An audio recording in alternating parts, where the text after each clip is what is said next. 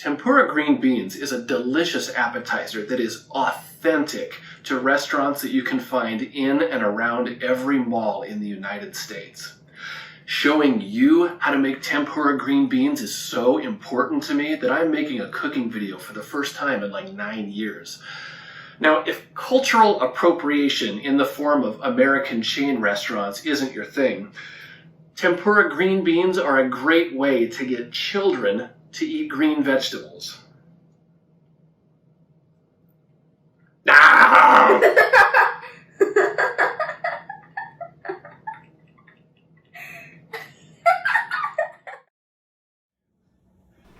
The ingredient list for this recipe is pretty short, and you can find the amounts listed in that thing below this video where you have to click on something to see words. Anyway, some flour, an egg white, and club soda. And here's a little tip on club soda for this recipe and for life in general.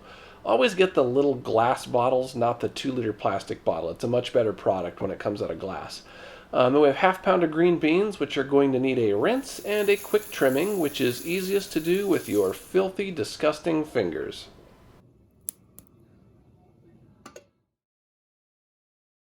Now all we need for this recipe is the white part of the egg, so separate off the yolk, and if you want you can try to recreate that one scene from the movie Tampopo. Next then you need to beat the egg white until you get soft peaks. This took me a couple of minutes, and soft peaks are when you get the tip to flop over a bit when you turn the whisk upside down. Now the flour and club soda get whisked in until the batter is smooth, but still highly aerated, kind of foamy looking. If you're using the little glass bottles of club soda like I told you to, you're going to have 4 ounces left over. Here's a great way to use those extra ounces if you have a kid who isn't really accustomed to fizzy beverages.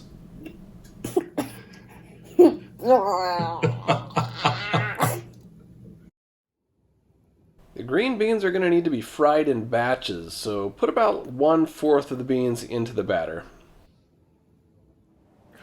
Let's do some deep frying!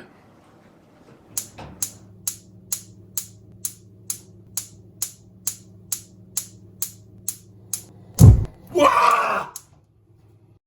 Let's talk safety.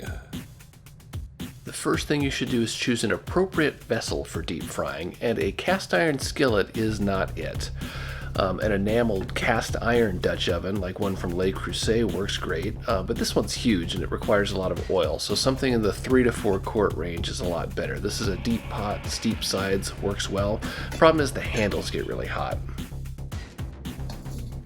Believe it or not, a wok is an excellent choice for deep frying. Problem is, this is not particularly photogenic for this highly professional cooking video I'm making, so I'm going to go with a 3-quart stainless steel saucepan that has tall sides and a heavy bottom. The second safety tip is to keep the oil under control, and you can do that by only putting 1 inch of oil into the pan.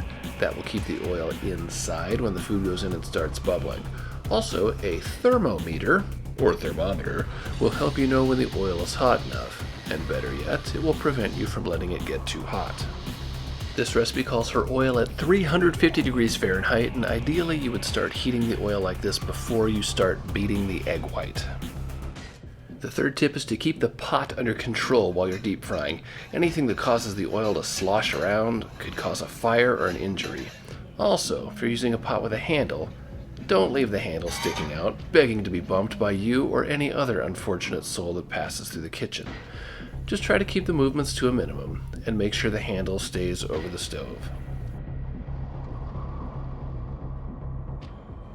Number 4. While it may seem wise to keep your hands as far away from the oil as possible, dropping it into the food can cause splashing. Now, even though the oil is hot enough to send you and your entire family to the emergency room, the safest thing is to get in close to the oil and gently lower the food in.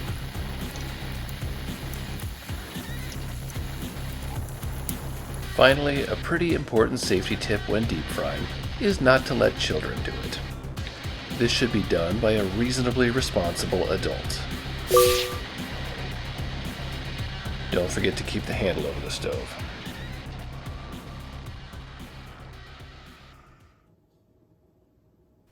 Now that the oil is at 350 degrees, the battered beans should be shaken of excess. Now I realize that batter is pretty much the entire allure of deep fried foods, but you'll have to trust me when I say that less is more for this recipe. After this batch of beans has gone into the oil, they should be lightly stirred with a slotted spoon to break them apart. After 2 to 3 minutes, the batter will be light and crispy, and the beans inside won't be mushy yet. Tempura batter doesn't get to the golden brown stage that you'd expect from something like fried chicken or a corn dog. Now you may recall that we never added any salt to the batter, so a light dusting of salt should be applied as soon as you remove these from the oil so the salt can stick to the mild greasiness and make everything taste delicious.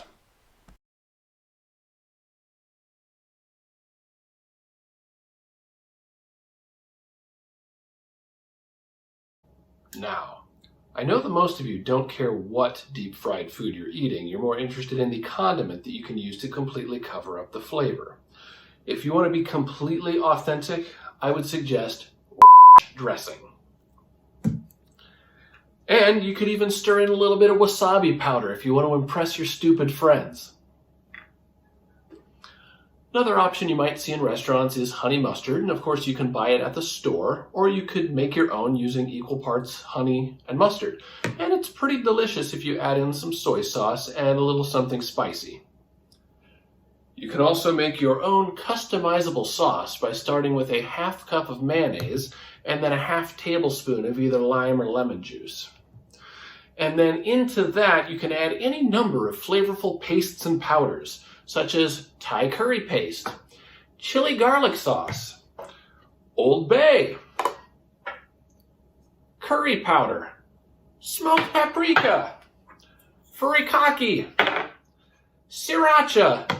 Really, anything that you think would be good would make a delicious dipping sauce. You can be your own sauce boss.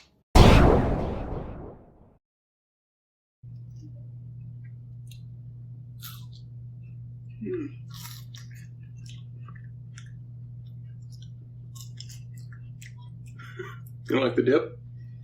Yep, I hate dip.